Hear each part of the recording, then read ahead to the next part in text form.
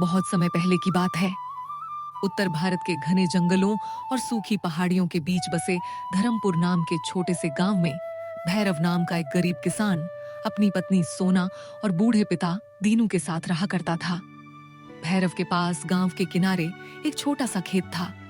वही खेत उसकी उम्मीद था, वही खेत उसके सपनों का सहारा था। लेकिन कई वर्षों से बारिश बहुत कम होने लगी थी। खेत सूख चुका था, धरती फट चुकी थी और फसलें लगभग खत्म हो चुकी थीं। सुबह सुबह भैरव खेत के बीच खड़ा सूखी मिट्टी को हाथों में मसल रहा था। उसकी आंखों में चिंता साफ दिखाई दे रही थी। भैरव धीरे से बोला, हे भगवान, आखिर कब तक? मैंने मेहनत करने में कोई कमी नहीं छोड़ी, फिर भी हर बार खाली हाथ क्यों रह जाता हूँ? तभी पीछे से गांव का आदमी रघु वहां आया। रघु हंसते हुए बोला, अरे भाई राव, तू रोज रोज मिट्टी को घूरता क्यों रहता है? कहीं ऐसा तो नहीं कि तू खेत में फसल की जगह सोना उगाने की कोशिश कर रहा है? पास खड़े 2-3 लोग हंसने लगे। अगली सुबह भैरव पानी की तलाश में गांव के बाहर निकल पड़ा। गांव के लगभग सारे कुएं सूख चुके थे। वह धीरे धीरे जंगल की ओर बढ़ने लगा। चलते चलते वह गांव के पुराने हिस्से में पहुंच गया। वहां वर्षों पुराना एक टूटा हुआ कुआं था। उस कुएं के पास कोई नहीं जाता था। गांव वाले कहते थे कि वह कुआं शापित है। कहते थे रात के समय वहां से अजीब आवाजें आती हैं। कई लोग दावा करते थे कि उन्होंने वहां पर परछाइयां घूमते देखी हैं। भैरव कुएं के पास जाकर खड़ा हो गया। उसने अंदर झांक कर देखा। अंदर सिर्फ अंधेरा था, गहरा डरावना अंधेरा।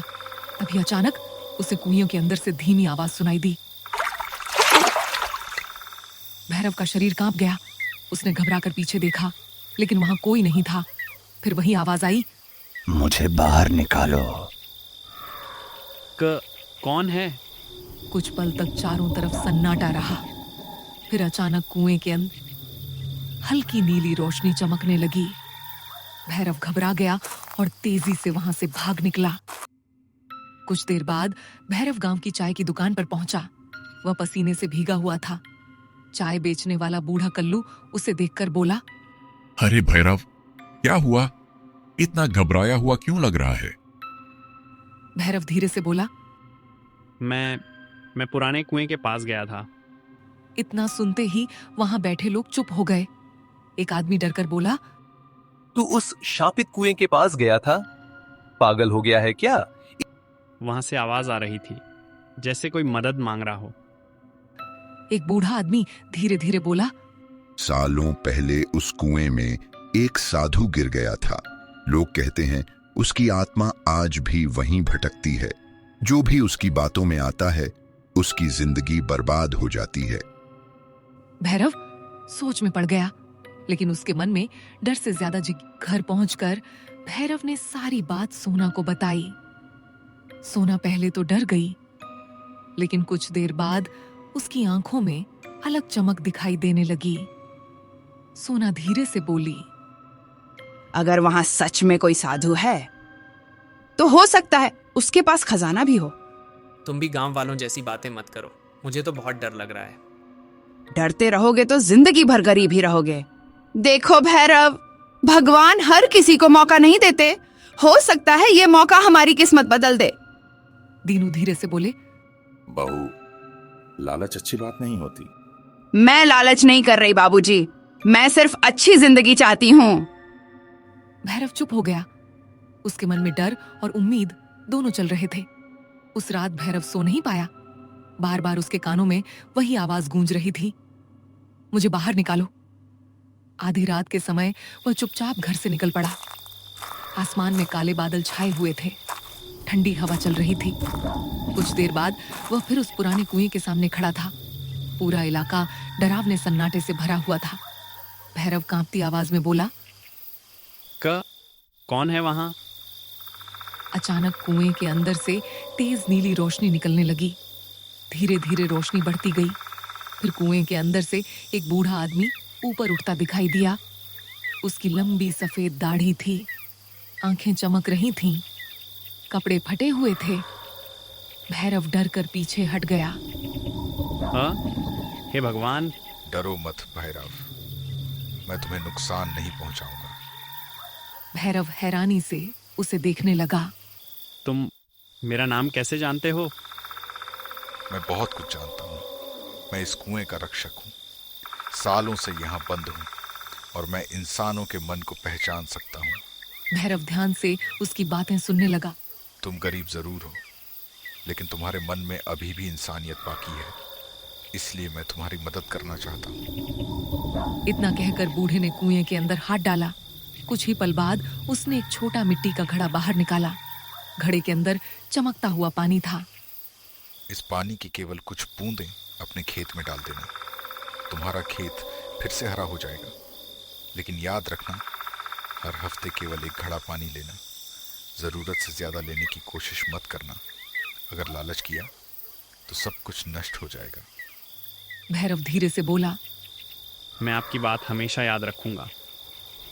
भैरव घड़ा लेकर घर लौट आया। उसकी धड़कनें अभी भी तेज चल रही थीं। अगली सुबह भैरव ने उस जादुई पानी की कुछ बूंदें अपने सूखे खेत में डाल दी। पहले तो कुछ नहीं हुआ, लेकिन कुछ ही देर बाद सूखी मिट्टी हिलने लगी। धरती से हल्की हरी घास निकलने लगी।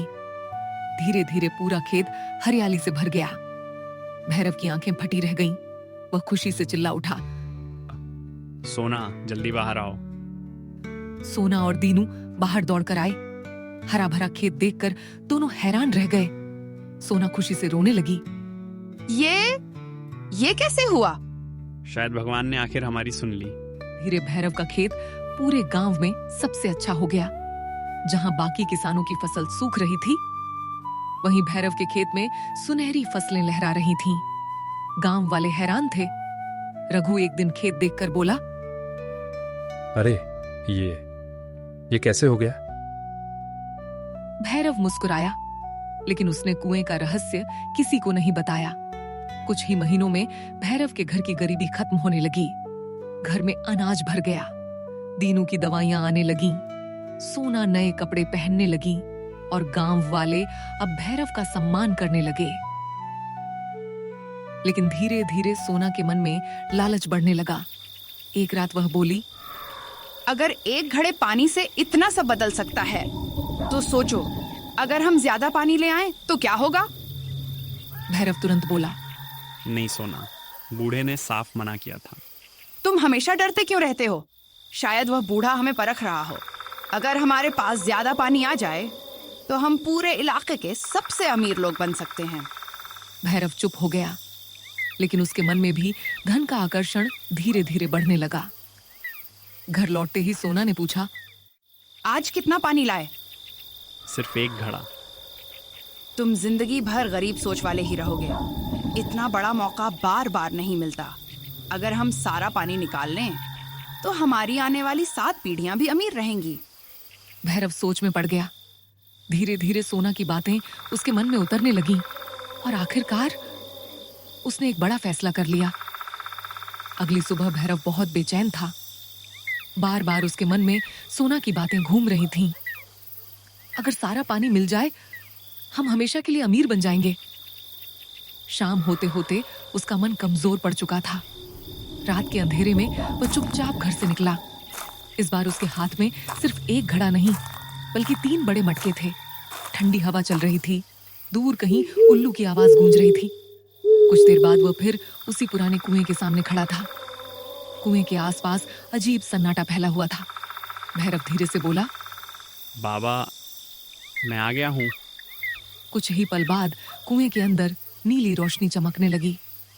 धीरे धीरे वही बूढ़ा ऊपर प्रकट हुआ, लेकिन इस बार उसके चेहरे पर मुस्कान नहीं थी। उसकी आंखें गंभीर थीं। आज तुम जरूरत से ज्यादा लेने आए हो, है ना?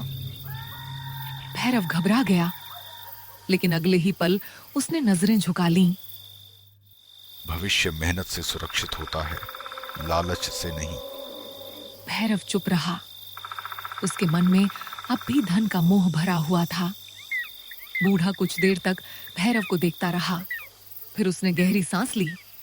अगर तुमने फैसला कर ही लिया है तो मेरे साथ आओ। अचानक कुएं का पानी घूमने लगा।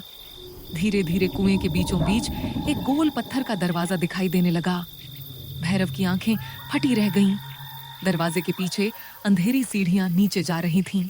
इस कुएं के नीचे बहुत पुराना रहस्य छिपा है, लेकिन याद रखना, जो अंदर जाता है वह हमेशा पहले जैसा लौटकर नहीं आता। भैरव डर गया, लेकिन लालच अब उसके डर से बड़ा हो चुका था। वह बूढ़े के पीछे पीछे सीढ़ियों से नीचे उतरने लगा। कुछ देर बाद दोनों एक विशाल गुफा में पहुंचे। चारों तरफ दीवारों पर नीली आग जल रही थी। गुफा के बीचों बीच सोने और चांदी के ढेर लगे थे। हीरे जवाहरात चमक रहे थे। भैरव की सांसें तेज हो गईं। उसने जिंदगी में इतना धन कभी नहीं देखा था। हे भगवान, इतना सारा खजाना। बूढ़ा धीरे से बोला, ये धन उन लोगों का है जो लालच में यहाँ आए और फिर कभी वापस नहीं जा सके। भैरव चौंक गया। वह घबरा कर पीछे हट गया। अब भी समय है, जितनी जरूरत हो उतना लेकर लौट जाओ। अगर लालच किया तो ये खजाना तुम्हारी कब्र बन जाएगा। भैरव कुछ पल तक सोचता रहा, लेकिन तभी उसकी नजर एक बड़े सोने के संदूक पर पड़ी। उसकी आंखों में लालच चमक उठा। भैरव तेजी से उस संदूक की ओर बढ़ा। उसने कांपते हाथों से ढक्कन खोला। अंदर सोने के सिक्के भरे हुए थे। भैरव पागलों की तरह सिक्के अपने मटकों में भरने लगा। रुको भैरव, इतना धन तुम्हारे लिए विनाश बन जाएगा। लेकिन अब भैरव किसी की सुनने की हालत में नहीं था। उसकी आंखों में सिर्फ सोना चमक रहा था। वह और तेजी से सिक्के भरने लगा। तभी अचानक गुफा कांपने लगी। दीवारें दरारें पड़ने लगीं। भैरव डर कर इधर उधर देखने लगा। बूढ़ा गुस्से में गरजा, तुमने श्राप जगा दिया। अचानक गुफा के बीचों बीच काला धुआं उठने लगा। धीरे धीरे वह धुआं एक विशाल छाया में बदल गया। उसकी लाल चमकती आंखें थीं और उसकी आवाज इतनी डरावनी थी कि भैरव का शरीर कांप उठा। छाया गर्जी, सदियों बाद किसी इंसान ने फिर लालच चुना है। भैरव डर के मारे पीछे हट गया।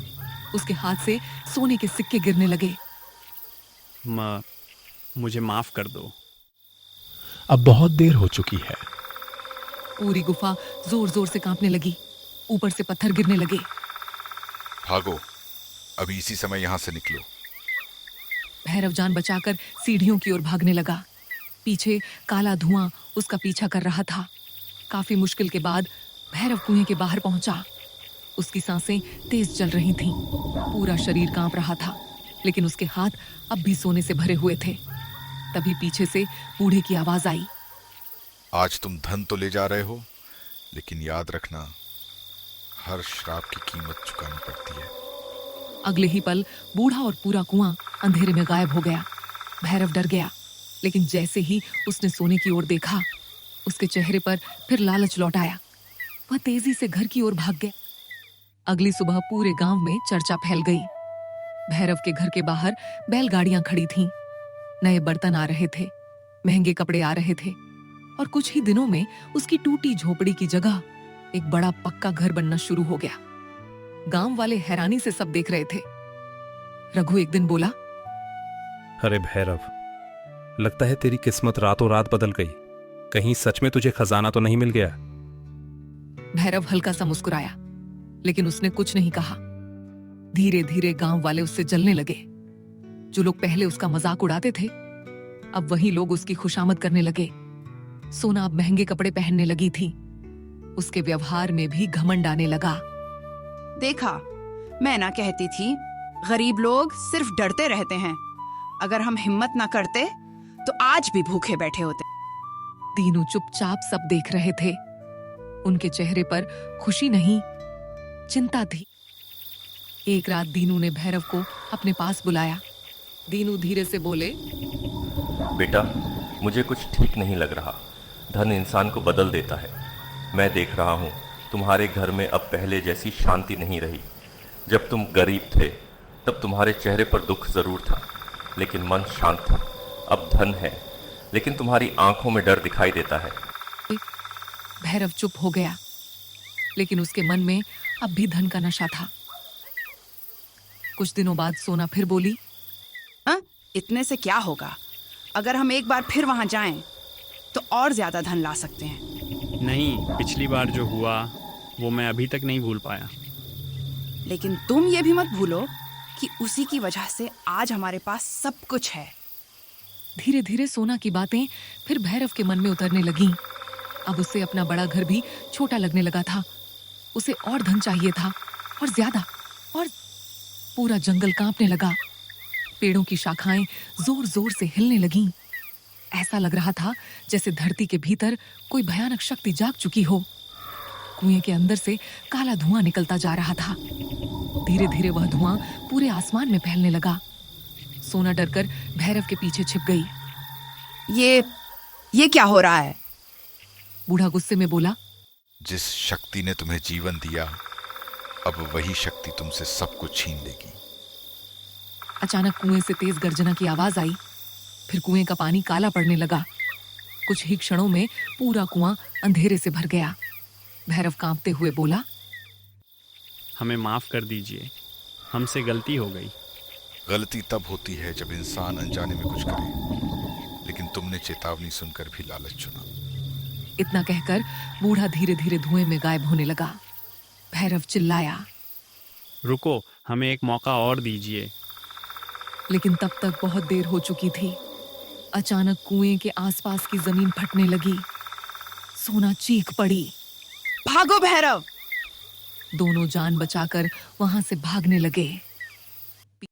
अगली सुबह जब भैरव अपने खेत पहुंचा तो उसकी आंखें फटी रह गईं। जहां कल तक हरी भरी फसल लहरा रही थी, आज वहां सिर्फ सूखी काली मिट्टी पड़ी थी। सारे पौधे जल चुके थे, धरती फट चुकी थी। भैरव घुटनों के बल बैठ गया। उसकी आंखों से आंसू बहने लगे। सब खत्म हो गया। कुछ देर बाद गांव वाले वहां इकट्ठा होने लगे। सब हैरानी से खेत को देखने लगे। रघु धीरे से बोला, कल तक तो ये खेत पूरे गांव में सबसे अच्छा था। एक रात में ऐसा कैसे हो गया? जरूर कोई श्राप है। उस रात सोना को तेज बुखार हो गया। उसका पूरा शरीर कांपने लगा। वह दर्द से कराहने लगी। मुझे बचा लो भैरव, मेरे शरीर में आग जल रही है। भैरव घबरा गया। वह तुरंत गांव के वैद्य को बुलाकर लाया। वैद्य ने सोना को देखा, फिर गंभीर आवाज में बोला, ये साधारण बीमारी नहीं है। इसके इलाज के लिए दुर्लभ जड़ी बूटियां चाहिए, और वो बहुत महंगी आएंगी। चाहे जो करना पड़े, मैं अपनी पत्नी को बचाऊंगा। दिन से भैरव अपनी पत्नी के इलाज में लग गया। धीरे धीरे उसका सारा धन खत्म होने लगा। पहले गहने बिके, फिर बैलगाड़ियां बिकीं, फिर खेत बिकने लगे, और आखिर में वो बड़ा घर भी बिक गया जो उसने मेहनत से बनवाया था। कुछ ही महीनों में भैरव फिर वहीं पहुंच गया जहां उसने शुरुआत की थी। अब वह फिर से टूटी झोपड़ी में रहने लगा। उसके पास न खेत बचे थे, न धन।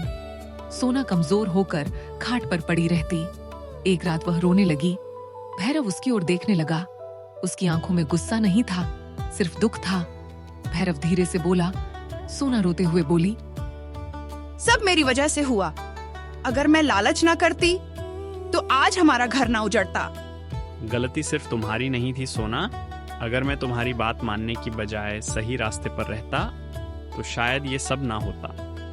क्या भगवान हमें कभी माफ करेंगे? भैरव चुप हो गया, लेकिन उसके मन में भी यही सवाल चल रहा था। उसी रात बूढ़े दीनू ने भैरव को अपने पास बुलाया। उनकी सांसें कमजोर हो चुकी थीं। दीनू धीरे से बोले, बेटा, जिंदगी इंसान को दो चीजें सिखाती है, मेहनत और संतोष। जिस इंसान के पास ये दोनों हों, वह कभी सच में गरीब नहीं होता। लेकिन जिस इंसान के मन में लालच आ जाए, उसका धन भी उसे नहीं बचा सकता। भैरव की आंखों से आंसू बहने लगे। मुझे माफ कर दो बाबूजी, मैं आपकी बात नहीं समझ पाया। दीनू मुस्कुराए। गलती करने वाला इंसान बुरा नहीं होता बेटा, गलती मानने से भागने वाला इंसान बुरा होता है। इतना कहकर दीनू ने धीरे धीरे अपनी आंखें बंद कर लीं। भैरव जोर जोर से रोने लगा। सोना भी फूट फूट कर रोने लगी। अगले दिन सोना धीरे से बोली, क्या तुम मुझे उस कुएं के पास ले चलोगे? क्यों? मैं उससे क्षमा मांगना चाहती हूँ। मैं अपने लालच का बोझ और नहीं सह सकती। भैरव कुछ पल तक चुप रहा, फिर धीरे से बोला, चलो। शाम होते होते दोनों पुराने कुएं के पास पहुंच गए। अब वहां पहले से भी ज्यादा सन्नाटा था। हवा ठंडी थी, पेड़ सूखे खड़े थे। सोना कांपते हुए कुएं के सामने खड़ी हो गई। उसकी आंखों से आंसू बह रहे थे। हमें माफ कर दो, हम लालच में अंधे हो गए थे। हमने आपकी चेतावनी को नजरअंदाज किया। कुछ पल तक चारों तरफ सन्नाटा रहा। फिर अचानक कुएं के अंदर हल्की नीली रोशनी चमकने लगी। धीरे धीरे वही बूढ़ा ऊपर आया, लेकिन इस बार उसके चेहरे पर गुस्सा नहीं था। जिस इंसान को अपनी गलती का एहसास हो जाए, उसका हृदय फिर से शुद्ध हो सकता है। सोना रोते हुए उसके पैरों में गिर गई। हमें एक मौका और दे दीजिए, हम फिर कभी लालच नहीं करेंगे। बूढ़ा कुछ देर तक दोनों को देखता रहा। फिर उसने कुएं के अंदर हाथ डाला और एक छोटा मिट्टी का बीज बाहर निकाला। इसे अपने खेत में बो देना, लेकिन याद रखना, इस बार चमत्कार नहीं, तुम्हारी मेहनत तुम्हें आगे बढ़ाएगी। इतना कहकर बूढ़ा धीरे धीरे रोशनी में गायब हो गया। भैरव और सोना घर लौट आए। उन्होंने उस बीज को अपने सूखे खेत में बो दिया। धीरे धीरे वहां फिर हरियाली उगने लगी, लेकिन इस बार कोई जादू नहीं था। भैरव दिन रात मेहनत करता, सोना भी उसके साथ खेत में काम करती। दोनों ने फिर से छोटी जिंदगी शुरू की। अब उनके पास बहुत धन नहीं था, लेकिन उनके मन में शांति थी। धीरे धीरे उनकी जिंदगी फिर संभलने लगी। गांव वाले भी अब उनका सम्मान करने लगे, क्योंकि इस बार उनकी आंखों में घमंड नहीं, विनम्रता थी। एक शाम सोना मुस्कुराते हुए बोली, अब समझ में आया, सुख धन से नहीं, संतोष से मिलता है। और मेहनत से कमाया हुआ सुख सबसे बड़ा धन होता है। डूबते सूरज की रोशनी में दोनों अपने खेत को देखते रहे, और उस दिन के बाद वे फिर कभी उस काले कुएं के पास नहीं गए।